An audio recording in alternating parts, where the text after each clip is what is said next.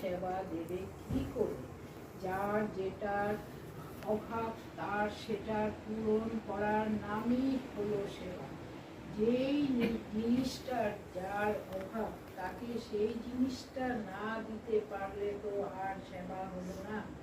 তোমরা যাচ্ছ সমাজের সেবা করতে, মানে সমাজের যেখানে যে অভাবটুকু আছে সেটুকু পুড়িয়ে দিতে, কিন্তু যা তোমার নিজের নেই তা তুমি দেবে কি করে? যে ধরনের তুমি নিজেই অধিকারী নাও সেই ধন তুমি অন্যকে বিলাবে কি করে? তাই সেবক হতে হলে আমাদের আগে হতে হবে অভাব পূরণের যোগ্য।